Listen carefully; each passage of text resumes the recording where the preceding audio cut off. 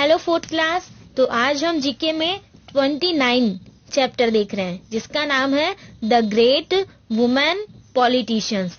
महान महिला राजनेताओं के बारे में पढ़ेंगे हम इसमें, ठीक है। तो यहाँ पर आपको उनके बारे में कुछ क्लूज दे रखे हैं, तो उनको पढ़ के आपको उनका नाम बताना है, ठीक है। तो चलिए देखते हैं। पहला, 8 as 12 she had already joined the fight for India's independence and become the leader of the Monkey Brigade.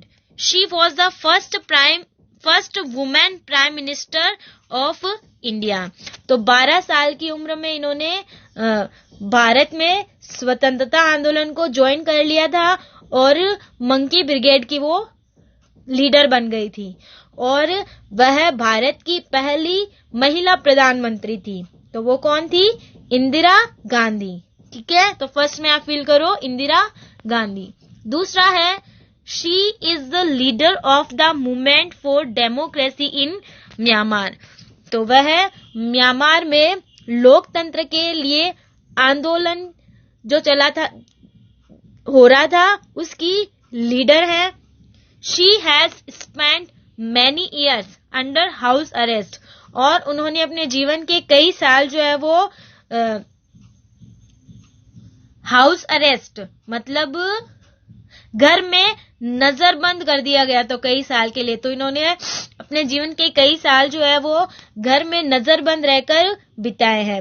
In 1991, she was awarded the Nobel Peace Prize for her non-violent resistance to the military dictatorship in Myanmar. और उन्हें 1991 में Nobel शांति पुरस्कार दिया गया था क्योंकि उन्होंने म्यांमार में जो सैन्य तानाशाही थी उसके विरोध में अहिंसा आंदोलन किया था, अहिंसावादी रहकर अपना आंदोलन चलाया था इसके लिए।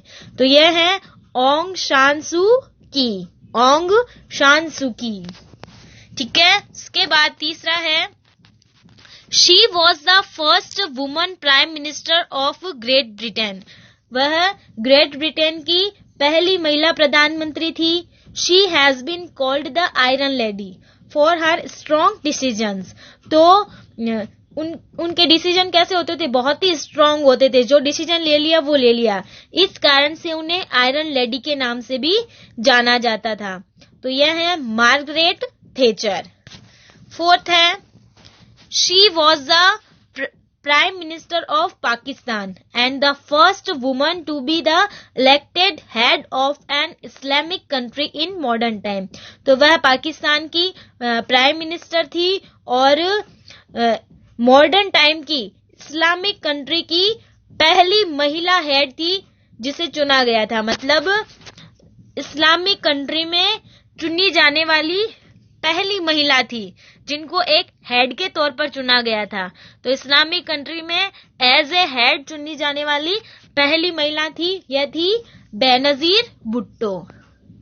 फिर है फिफ्थ में देखो, she became the prime minister of Sri Lanka in 1960 and was the first woman prime minister of the world.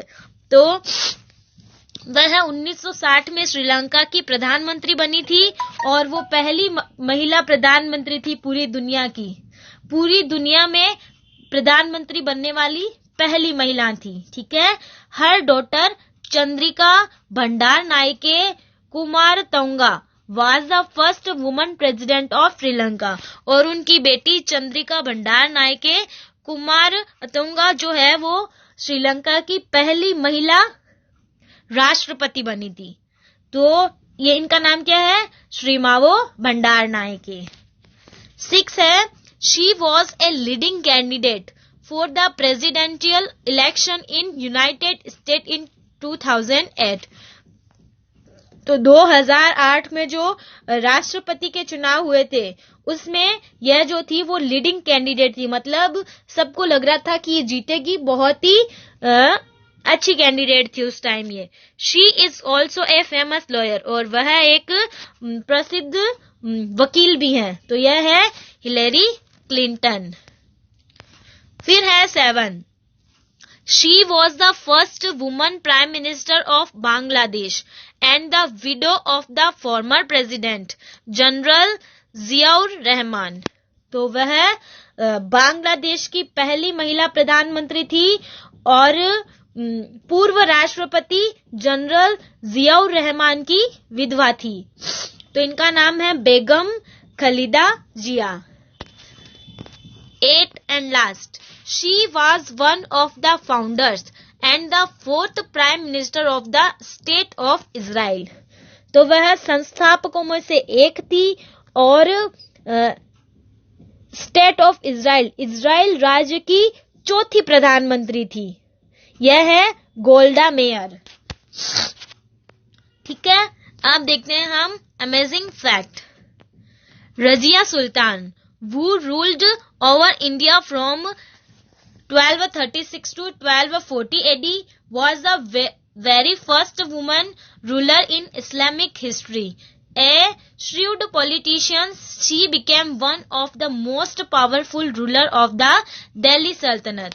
तो रजिया सुल्तान थी जो थी, उन्होंने 1236 AD से 1240 AD तक भारत पर राज्य किया था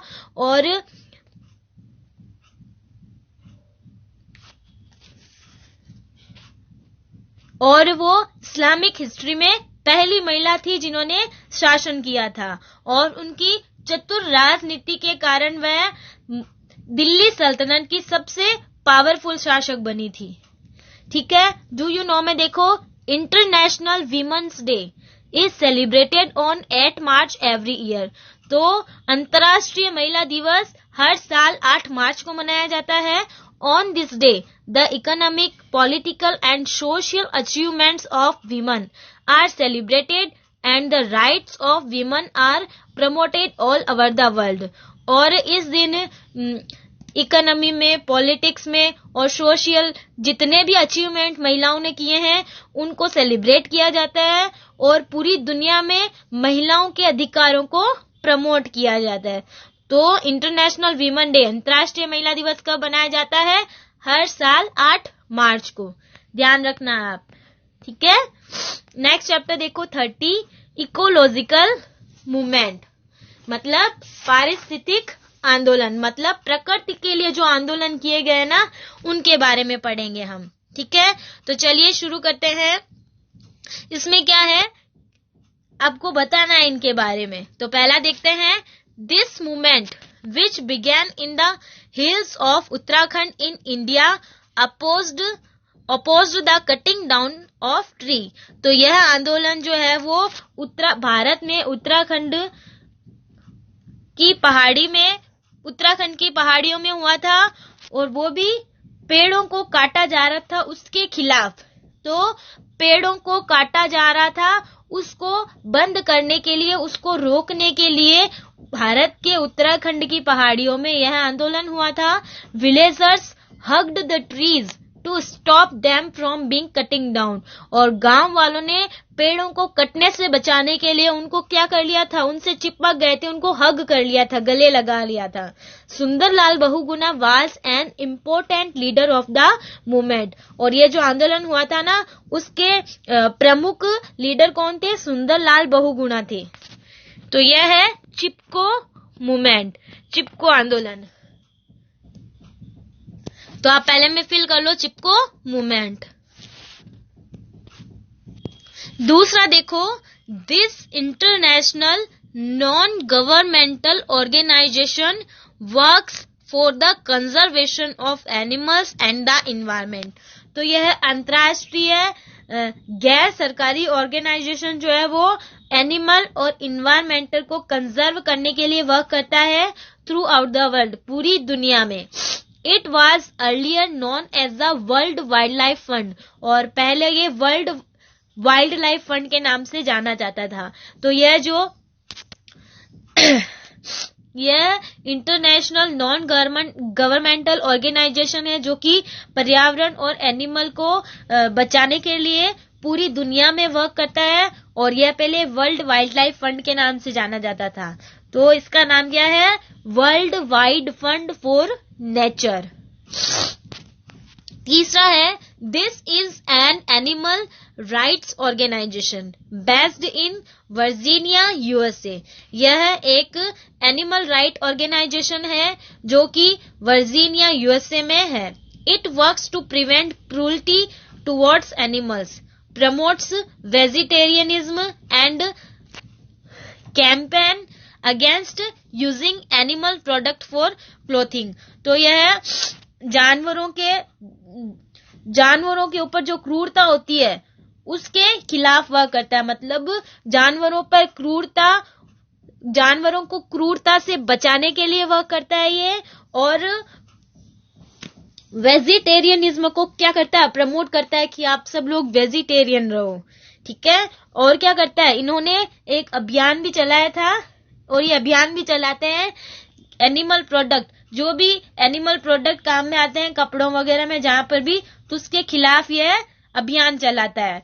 in India actor John Abraham is a famous supporter of their cause. और भारत में जो फेमस एक्टर है ना जॉन अब्राहम, वो इसके बहुत ही सपोर्टर है। तो यह है PETA, people for the ethical treatment of animal, PETA. 4 है this project was launched in 1973 to protect the tiger population in India. यह प्रोजेक्ट जो है वो 1973 में लॉन्च किया गया था भारत में टाइगर की पॉपुलेशन, टाइगर की संख्या को बचाने के लिए। Under the project many tiger reserves were established across the India. और इस प्रोजेक्ट के बाद बहुत सारे टाइगरों को बचाया गया पूरी कंट्री में। यह है प्रोजेक्ट टाइगर। नेक्स्ट आ जाओ 5th में, lead by Medha Patkar, this movement protest against the building of the Sardar Sarovar dam on the Narmada river in Gujarat, India. तो भारत में गुजरात में नर्मदा नदी के ऊपर जो सरदार सरोवर बांध बन रहा था उसके अगेंस्ट में यह आंदोलन किया गया था, जिसको लीड कौन कर रही थी, मेधा पाटकर कर रही थी। The movement is aimed at providing proper rehabilitation to people who would lost their homes because of the project।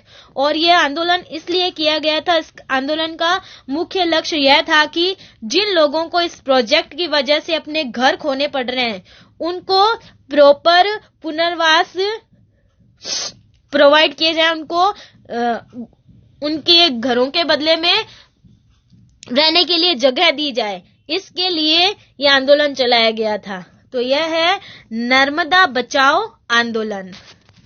फिर है 6 the 45th vice president of the USA, 45th। तो 45वें वाइस प्रेसिडेंट थे यूएस, यह 45वें वाइस प्रेसिडेंट है USA के, environmental activist भी हैं and Nobel peace prize laureate AI Gore और नोबेल शांति पुरस्कार पाने वाले AI गौर हैं। Made a documentary named an inconvenient truth in 2006। और इन्होंने एक डॉक्यूमेंट्री भी बनाई जिसका नाम है एन इनकन्वीनियंट ट्रूथ, जो कि 2006 में बनाई थी, about environmental and climate changes, जो कि इन्वायरमेंट और क्लाइमेट चेंजेस के बारे में थी। तो यूएसए के 45वें वाइस प्रेसिडेंट, जो कि एक इन्वायरमेंटल एक्टिविस्ट भी हैं और नोबेल शांति पुरस्कार पाने वाले AI गौर हैं, जिन्होंने एक डॉक्यूमेंट्री बनाई जिसका नाम एन इनकन्वीनियंट ट्रूथ, जो कि 2006 में बनाई थी, जो कि इन्वायरमेंट और क्लाइमेट चेंजेस के ऊपर बनाई गई थी। The film won an Oscar in 2007 और 2007 में इस फिल्म ने ऑस्कर अवार्ड भी जीता था। ठीक है। 7 देखो, this was a social movement aimed at the protection of the silent valley. यह एक सोशल सामाजिक आंदोलन था जो कि साइलेंट वैली के प्रोटेक्शन के लिए था। N evergreen tropical forest in the Palakkad district of Kerala, India. और ये कहाँ हुआ था, केरला में जो पलक्कड़ जिला है वहां पर सदाबहार उष्णकटिबंधीय वन है वहां हुआ था, ठीक है। It was started in 1973 to save the forest from being flooded due to a hydroelectric project. और ये इसलिए शुरू किया गया था क्योंकि एक हाइड्रो इलेक्ट्रिक प्रोटेक्ट की वजह से उस वन को बाढ़ से बचाने के लिए यह आंदोलन किया गया था। तो यह है साइलेंट वैली प्रोजेक्ट। 8 है, this is a movement that fights against the taking over of fertile land for testing of missiles in thickly populated village in Odisha in India। तो भारत में उड़ीसा में बहुत ही ज्यादा मात्रा में जहां लोग रहते हैं, ऐसे गांवों में जो उपजाऊ भूमि थी उस पर कब्जा कर लिया जाता था। और क्या होता था, फिर वहां पर मिसाइल टेस्टिंग की जाती थी। तो इसके खिलाफ आंदोलन चलाया गया था। तो यह था बलिपाल मूवमेंट, ठीक है। तो भारत में उड़ीसा में गांवों में क्या होता था, जहां पर बहुत ज्यादा लोग रहते हैं, मतलब थिकली पॉपुलेटेड विलेज में जो उपजाऊ भूमि होती थी वहां पर मिसाइल टेस्टिंग के लिए जमीन कब्जे कर ली जाती थी। तो उसके अगेंस्ट में फाइट की गई थी इस आंदोलन के द्वारा। तो यह है बलिपाल मूवमेंट। फिर है 9, she is an environmentalist who has researched extensively on the chimpanzees of Gombe Stream National Park in Tanzania। तो तंजानिया के गोम्बे स्ट्रीम नेशनल पार्क में जो चिंपैंजी हैं उनके ऊपर बड़े पैमाने पर इन्होंने रिसर्च की थी, जो कि एक इन्वायरमेंटलिस्ट भी हैं। तो वह कौन है डॉक्टर जेने गुडॉल, ठीक है।